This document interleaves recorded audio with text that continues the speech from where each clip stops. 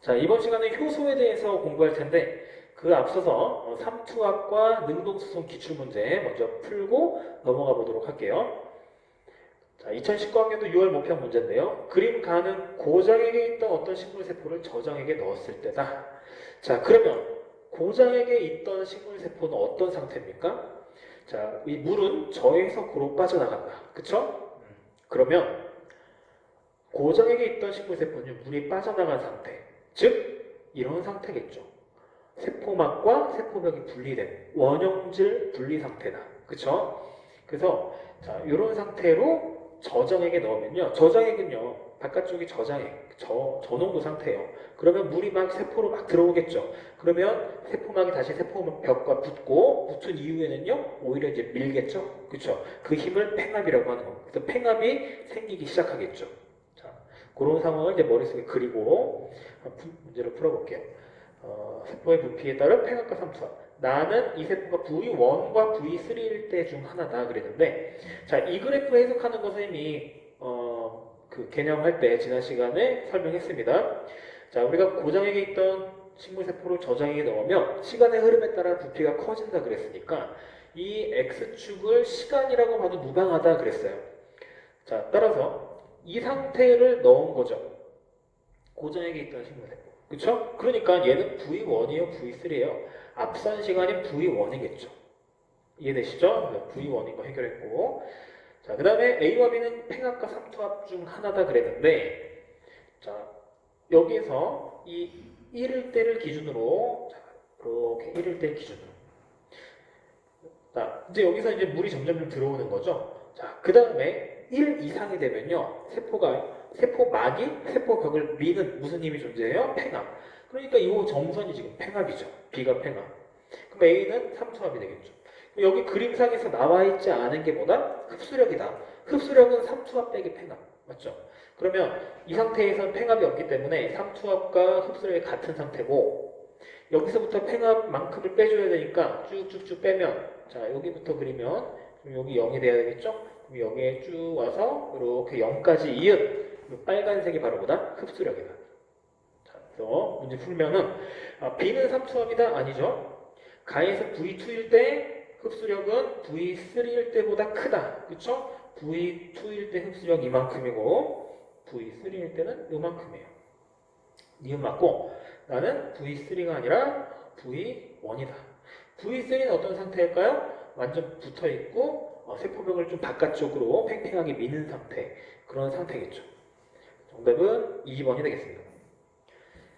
자, 그 다음에 다음 문제 2020학년도 6월 모평 문제인데 그림 가는 세포막을 통한 물질의 이동 방식 1과 2고요.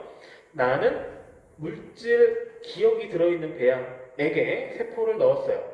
자, 배양액에 물질 기억이 많고요. 거기다 세포를 넣었습니다. 시간에 따른 기억의 세포 안 농도. 자, 보니까 세포 안 농도가 증가하죠. 그러니까 배양액에서 세포 안으로 뭔가가 들어왔다고 알 수 있는 거고, 1과 2는 능동과 촉진 확산을 순서 없이 나타낸 것이다 그랬는데 딱 보니까 둘 중에 하나인데 우리가 무조건 저에서 고로 갈 수 있는 건 둘 중에 뭡니까? 능동수송이죠. 그러니까 2가 바로 뭐예요? 저에서 고로 가고 있으니까 얘가 능동수송인 거고 얘는 이제 촉진 확산이 되는 거죠. 기억의 이동 방식은 촉진 확산 아니면 능동수송 중에 하나다. 근데 C는요, 여기 C는 기억의 세포 안과 밖의 농도가 같아졌을 때의 기억의 세포 밖 농도다. 자, 기억의 세포 안 농도와 기억의 세포 안 농도와 자, 이거는 기억의 세포 밖 농도예요. 같아졌죠. 즉 안과 밖이 같아졌어요. 안과 밖이 같아졌어요. 그리고 세포 안의 농도가 그때부터는 더 이상 증가하지 않죠. 자, 그럼 뭔가요? 둘 중에. 그쵸? 촉진 확산이다. 확산이죠, 확산. 확산은요, 농도가 같아지면요, 더 이상 이동 못하죠. 자, 그렇게 풀면 됩니다. 기억의 이동 방식은 1이다 그랬는데, 맞고요. 자, 니은. T1일 때 기억의 세포 안 밖의 농도차, T2일 때 안 밖의 농도차. 지금 확산이기 때문에 시간이 지나면 지날수록 안과 밖의 농도차는요, 줄어들어요. 맞죠? 그러면 이때가 농도 차이가 더 크죠. 맞죠? 이때가 더 크고요. 이때가 더 작으니까 이거는 1보다 큰 값이 되겠죠. 폐포에서 세포막을 통한 O2의 방식. 자, 우리 기체 CO2나 O2는요 단순 확산입니다.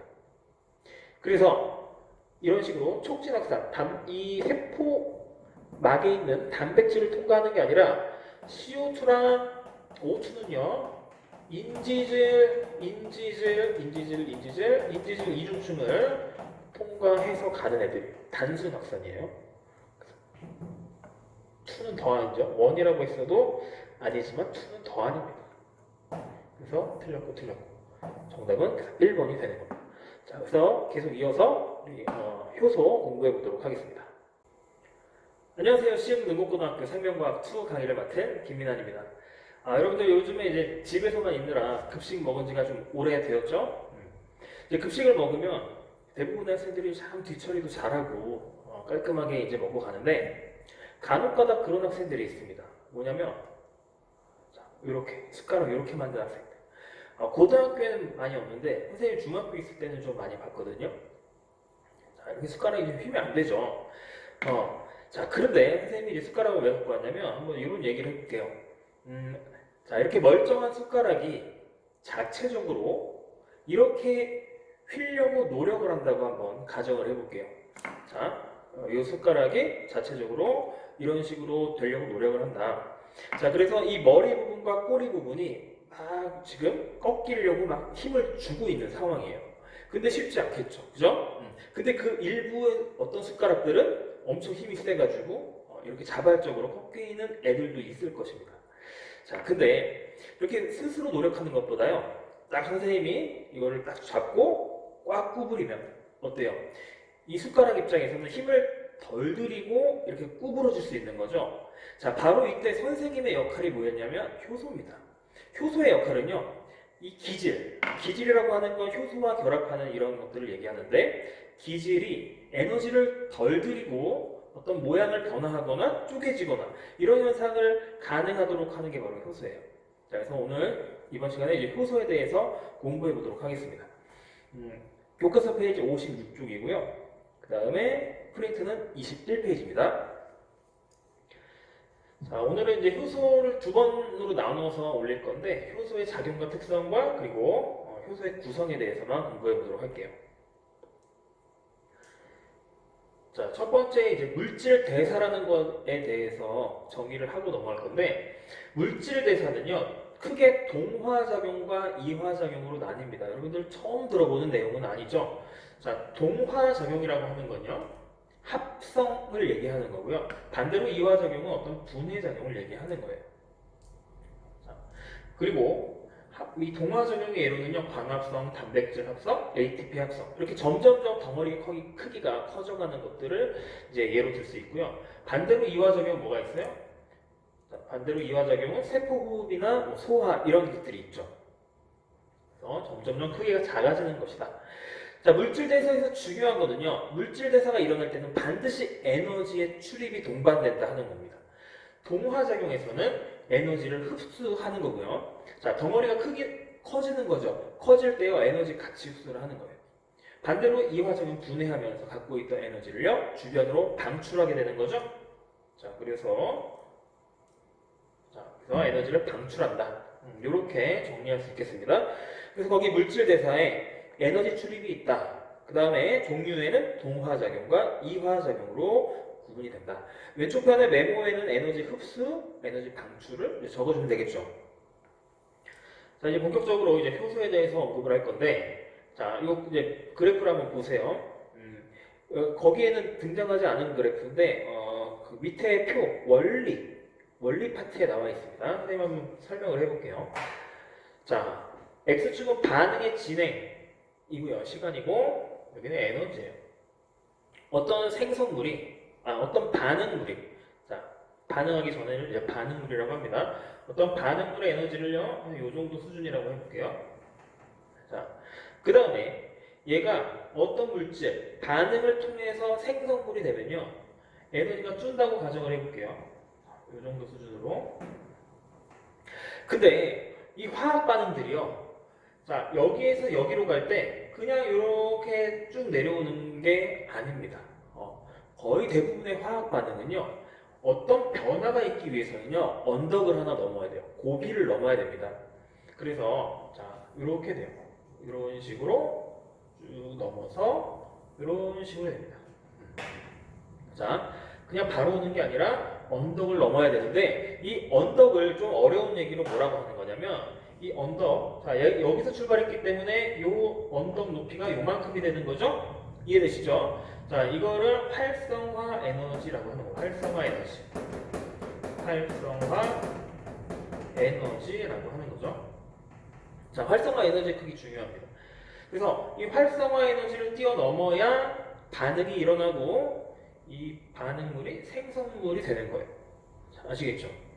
근데 여기에서 효소의 역할은 뭐냐면, 자 보세요. 선생님이 아까 숟가락으로 예를 들었는데 이 숟가락이 이런 모양이 되려면요 이런 언덕을 넘어야 되는 거예요. 근데 쉽지 않죠. 혼자가. 그래서 이 효소가 하는 역할은 뭐냐면 활성화 에너지를 낮춰준다. 자, 뭐냐면 이렇게 되는 거죠. 빨간색으로 그리면 이런 식으로 낮춰주는, 언덕을 낮춰주는 겁니다. 그러면요, 보세요. 이 숟가락 입장에서는요, 약간의 에너지만 더 가지면요, 반응이 진행이 되는 거죠. 아시겠죠? 자, 그래서 효소의 역할은 뭐다? 활성화 에너지를 낮춰준다. 이게 바로 효소의 역할이다. 자, 효소는 유기촉매라고도 하는데 반대말은 그럼 무기촉매거든요. 자, 무기촉매 여기 옆에 메모에 나와 있습니다. 촉매에서 대표적인 게 이산화망간, MnO2 이렇게 이제 읽고요. 자, 이산화망간, 그죠? MnO2. 선생님 잘못했어요. MnO2고.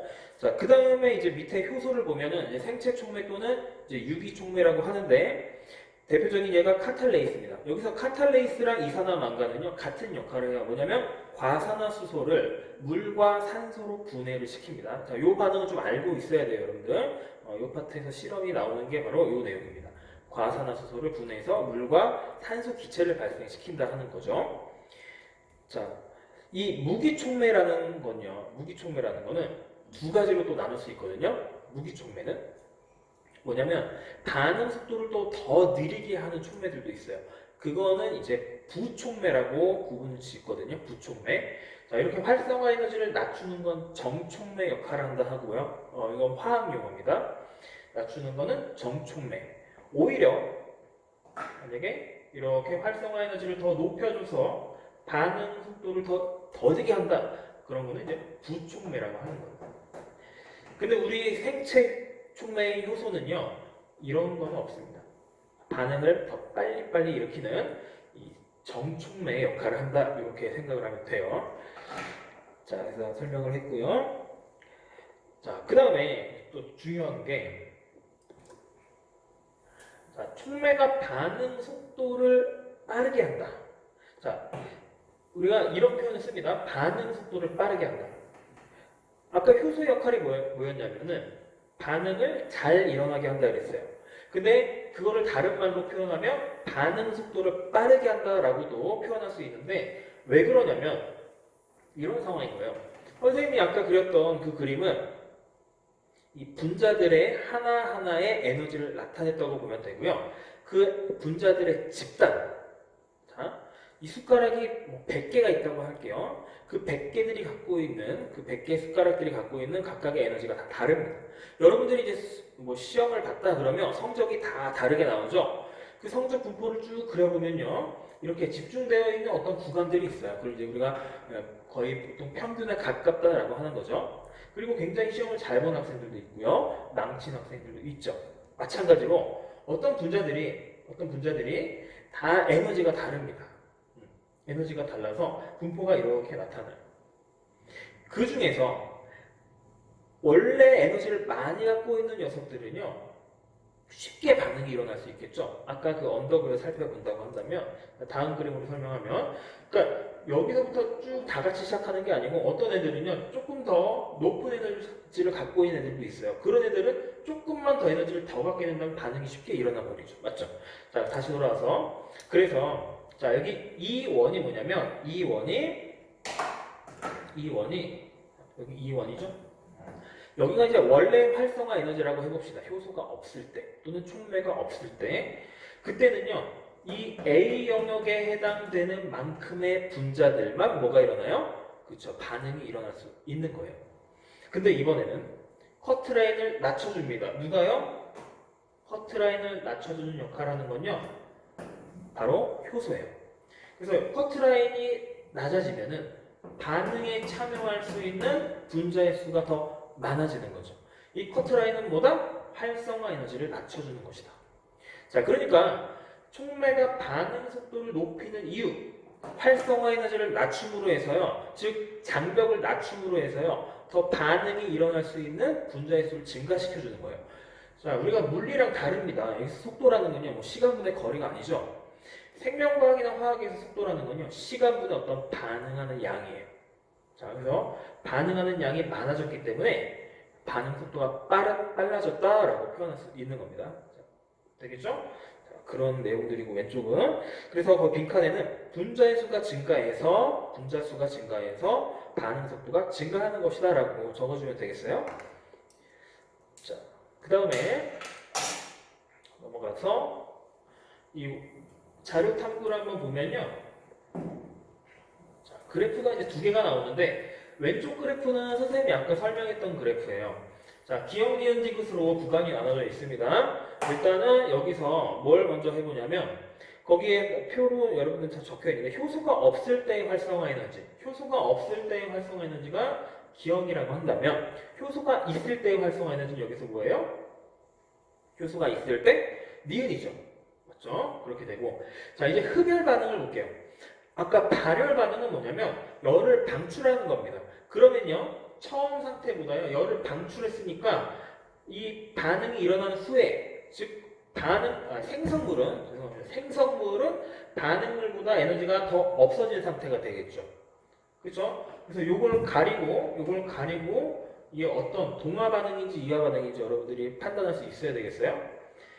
자, 이거는 처음에는 에너지가 낮은데 반응한 이후에 어때요? 에너지가 많죠? 그럼 뭐예요? 에너지를 흡수한 겁니다. 그러면 흡열 반응이면서 뭐예요? 동화작용. 자, 이건 이화작용, 이거는 동화작용. 됐죠? 그래서 이화작용은요 쉬워요. 아까 한 거고 기초적인 거고. 자, 개념이 정확한 학생들은 이것도 충분히 할 수 있습니다. 여기서 시작을 하는 거죠. 자, 그러면 여기서 활성화 에너지는 뭘까요? 활성화 에너지. 아까 선생님이 활성화 에너지는 넘어야 되는 언덕이라고 했습니다. 여기서는요, 여기다 이렇게 사람을 한번 그려보세요. 굉장히 쉬워집니다. 이렇게 사람이 있어요. 그럼 얘가 넘어야 되는 높이는요, 요거잖아요. 그래서 기억이 된 거고요. 여기다가 딱 사람을 그려보세요. 얘가 넘어야 되는 높이가 뭐예요? 이거죠. 이걸 넘어야 B가 될 수 있습니다. 맞죠? 그래서 이때는 이 흡열 반응, 즉 동화 반응에서는 이 활성화 에너지의 크기가 지금 효소가 없을 때는 디귿 더하기 기억 요게 되는 거고 효소가 있을 때는 디귿 더하기 니은이 되는 겁니다. 요거 좀 조심해야 돼요. 왜냐면 그냥 요것만 언급하는 학생들 그래서 실수해서 틀린 학생들이 있거든요. 간혹. 그래서 아래에서부터 위까지다. 그렇죠? 그래야 넘어야 되는 크기가 되니까. 자, 그래서 그 빈칸 위에는 기억 플러스 디귿, 아래쪽은 니은 플러스 디귿이다. 자, 밑에 빈칸 채우면요. 효소가 반응에 참여하면 활성화 에너지가 어떻게 돼요? 낮아지고 그 다음에 자, 여기 처음 상태와 나중 상태의 에너지 차이 있죠? 디귿. 이거를 뭐라고 하냐면 반응열이라고 해요. 반응열. 자, 처음과 나중 상태 있죠? 이 차이를 즉 디귿을 반응열이라고 합니다. 자, 반응열은요. 효소가 있건 없건 간에 항상 일정해요. 자, 그거 조심하세요. 그러니까 반응열은 변하지 않는다. 자, 효소가 있으면 뭐만 낮아진다? 활성화 에너지만 낮아진다. 반응열은 변화가 없습니다. 이거 꼭 기억을 하세요. 자, 그래서 넘어가고요. 그 다음에 이제 효소의 특성을 한번 보도록 하겠습니다. 효소의 특성. 자, 효소의 특성은 22페이지. 자, 요즘 그림을 보면은, 자, 그림으로 설명을 드릴게요. 여기에, 여러분들 그 밑에 원리의 그림이 있습니다. 여기에서, 요게 효소예요. 효소에, 자, 물이 좀 덜 말라서, 자, 그러니까 이번에는 선생님이 좀 강의 시간 러닝타임을 좀 줄이려고 이 효소 일부러 두 파트로 나눴습니다. 원래 한 번에 다 하고 싶은데 두 파트로 나눴습니다. 빨리 한번 끝내볼게요. 자, 활성 부위. 활성 부위라는 이 위치가요, 바로 기질이 결합하는 장소입니다. 기질 아시죠? 효소와 결합하는 기질이라고 합니다. 그래서 여기 기질이 딱 와서 붙으면요, 효소 기질 복합체라고 부르는 거예요. 효소 기질 복합체. 자, 어려운 거 없죠? 자, 그럼 이 복합체가 되면요, 이 효소가 가만히 있는 게 아니에요. 그림상으로는 가만히 있지만 아까처럼 선생님이 뭐 더 꺾거나 이랬죠? 어떤 또 구조의 변화가 일어납니다. 그래서 반응이 나타나는 거고요. 자, 그래서 이제 반응이 나타났어요. 자, 그때 그래서 생성물이 딱 나왔죠? 자, 이 효소는요 또 재사용이 돼요. 계속 돌아와서 계속 사용이 됩니다. 자, 됐죠? 어려운 거 없어요. 그래서 첫 번째 거기 위에 올라가서 효소 기질 복합체를 형성하여 활성화 에너지를 낮춘다 라고 적어주면 되고요. 뭐 사실은 요거는 그 약속은 아닙니다. 여러분들 편한 대로 효소 뭐 짝대기 기질이라고 해도 되고요. 효소점 기질 이렇게 적어도 됩니다. 효소 기질 복합체를 형성해서, 자, 이렇게 형성이 되면요, 중요한 거, 이렇게 형성이 되면 뭐가 낮아져요? 활성화 에너지가 낮아지는 거예요. 선생님이 아까 힘준 것처럼. 그래서 첫 번째, 효소는 기질과 결합하는 활성 부위를 갖고 있다. 자, 거기 쭉 읽어보면 되고요. 그래서 거기 그 3번 밑에 보면은 이렇게 길다란 표로, 자, 효소 그리고 기질, 뭐 E와 S 이거 여러분들이 뭐 몰라도 돼요. 그냥 이건 영어 약자로 쓴 거니까 뭐 엔자임과 서브스트레이트 뭐 이렇게 되거든요. 그래서 E와 S 그래서 붙으면 복합체라고 하고요. 그 다음에 효소와 생성물 이렇게 되는 거죠. 효소는 재사용 가능하다. 그래서 밑에 요 그림 마저 하면은, 요거를 이제 잘해야 돼요, 여러분들이. 자, 여기에서 뭘 찾을 거냐면 효소 기질 복합체 기질 생성물을 찾을 건데, 효소는 계속 재사용이 되죠. 근데 조심해야 되는 게 있는데 뭐냐면, 자, 효소와 효소 기질 복합체를 따로따로 구분을 했다 한다면 여기에서 있는 효소와 여기에 있는 효소는 어떻게 돼요? 더해서 총 개수가 되는 거죠. 무슨 얘기인지 알겠죠? 자, 효소 기질 복합체를 형성하면은 효소의 숫자는 빠지는 거죠. 자, 무슨 얘기인지 알겠죠? 자, 그래서 자, 반응을 딱 일으켰습니다. 그러면 효소의 숫자가 어떻게 돼요? 줄어요. 왜냐하면 기질과 결합해서 복합체를 형성할 것이기 때문에. 자, 그래서 효소를 먼저 찾으면 줄어드는 건데, 여기 줄어드는 게 지금 두 개가 있죠. A랑 D가 있죠. 그렇죠? 근데 A는요 계속 줄어듭니다. 계속 줄어들고 이 D를 보니까 줄어들었다가 점점 다시 증가를 합니다. 자, 바로 이제 그 차이점에서 D가 효소다라는 것을 알 수 있어야 돼요. 자, 왜냐하면 자, 보세요. 여기서 일단 줄어드는 이유는 뭐다? 기질과 복합체를 형성하기 때문에. 그러면 C가 효소 기질 복합체가 되겠죠. 자, 쭉 줄어드는 게 바로 기질이 되겠죠. 생성물 점점 증가할 테니까 B가 되겠죠. A와 D의 차이는 D는 여기 점점 증가한다 그랬잖아요. 왜냐? 자, 효소 기질 복합체가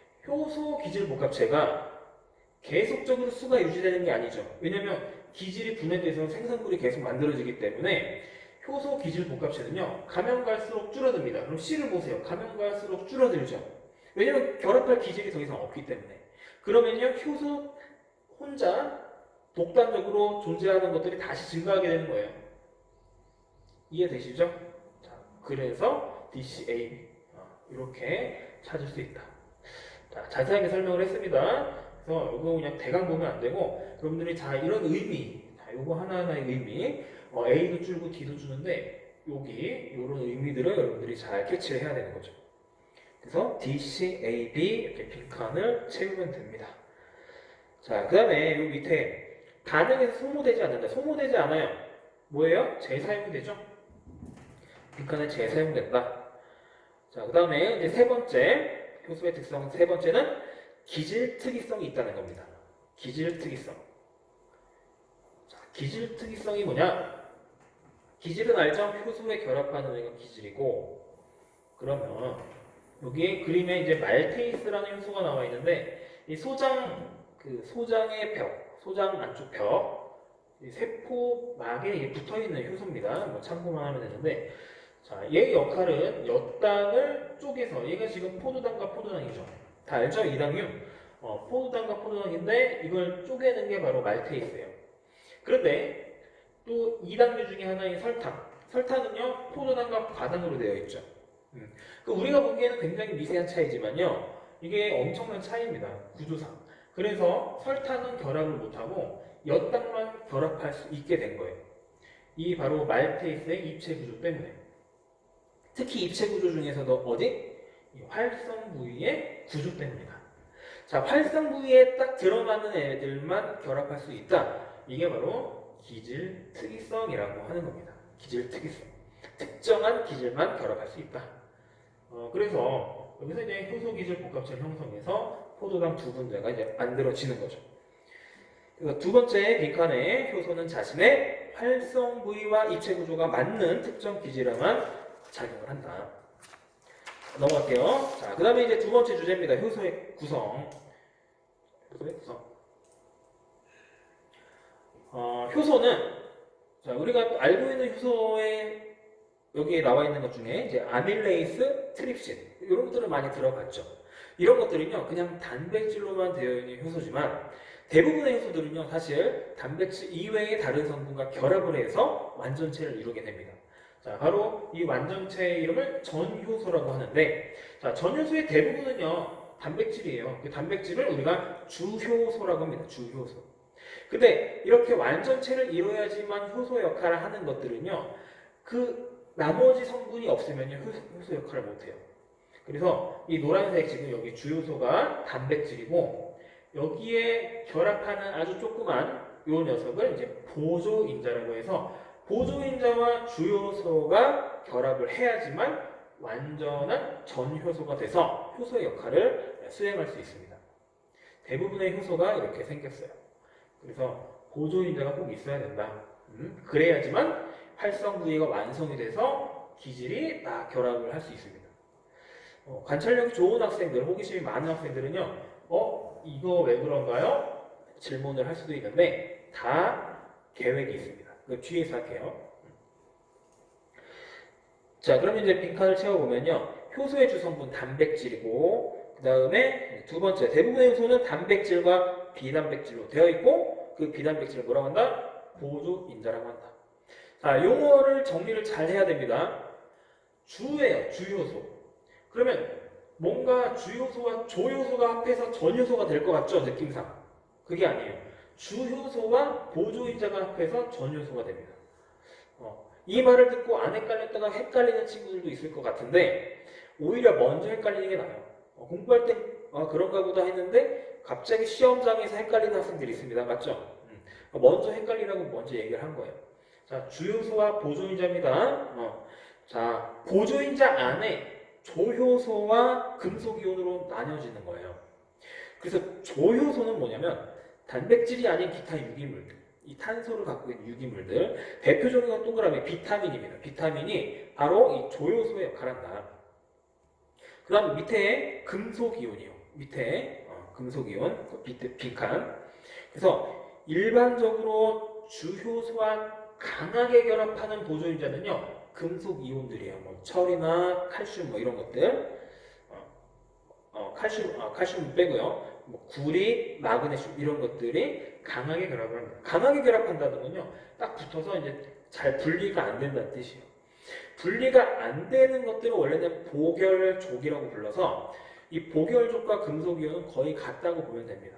아시겠죠? 자, 다시 조효소로 올라가 볼게요. 그래서 단백질이 아닌 유기물이고 비타민이다. 얘네들은요 굉장히 분자량이 작습니다. 굉장히 작죠? 그래서 밑줄 반투과성막을 통과할 수 있다. 자, 통과할 수 있어요. 굉장히 작기 때문에 반응이 끝나면 또 분리가 돼요. 이 보존인자 중에서도 분리가 안 되는 걸 뭐라고 한다고요? 보결종. 걔네들은 대부분 뭐다? 금속이온이다. 근데 조효소는요, 대부분 분리가 다시 됩니다. 자, 그래서 한 종류의 조효소가 여러 종류의 주요소와 이제 결합하면서 사용이 된다. 예로 나와 있는 게 지금 여러분들이 굉장히 생소한 것들이죠. 뒷단원에서 등장을 합니다. 일단 지금은 그냥 봐두기만 하세요. 그래서 아래에 있는 그림을 한번 같이 보면은 잘 안 넘어가네요. 자, 그래서 조효소 보면은 자, 주효소와 조효소가 합친 걸 전효소라고 하는 거고 이래야지만 기지라고 이 복합체를 이룹니다. 밑에는 조효소가 없기 때문에 반응을 못했죠. 결합을 못하니까. 자, 그래서 이렇게 되고 조효소도 재사용이 된다. 그런 그림이죠.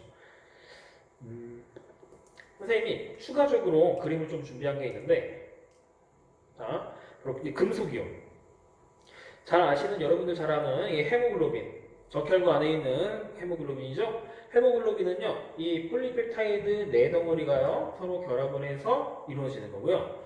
각각의 이 폴리펩타이드 단위체들 안에는 햄이라는 이 구조가 있어요. 햄을 확대해 보면요, 이렇게 복잡한 고리형 구조에 가운데 철 이온이 결합이 되어 있습니다. 맞죠? 자, 이 철 이온이 여기서 하는 역할이 바로 뭐다? 보조인자 역할이다. 자, 되겠죠? 그럼 보조인자 금속이에요. 그럼 얘는 뭐예요? 보결종이다. 그죠? 금속 이온이기 때문에 계속 떨어졌다 붙었다 하는 애가 아니라 계속 붙어 있습니다. 요거 하나 언급해드리면 여러분 이 처리하는 역할이 뭐냐면 산소랑 결합하는 역할을 하거든요. 자, 우리가 철과 산소의 결합을 화학적으로 얘기하면 뭐예요? 녹슨다라고 표현하죠. 그 녹으면 무슨 색이 됩니까? 철이 자, 붉은색이 되죠. 자, 바로 우리의 혈액이 적혈구 때문에 이제 붉은데 그 적혈구가 붉은 이유가 바로 철과 산소의 결합에 있는 거예요. 자, 똑같은 거예요. 녹슨 거랑 똑같은 거예요. 자, 그래서 햄기 이건 뭐다? 금속 이온이 있는 이제 보조인자다. 자, 그래서 왼쪽 설명을 드렸고요. 자, 그래서 우리 여기까지만 이제 오늘은 공부하도록 하겠습니다. 나머지 부분은 다음 차시에서 공부해 보도록 할게요. 수고했습니다.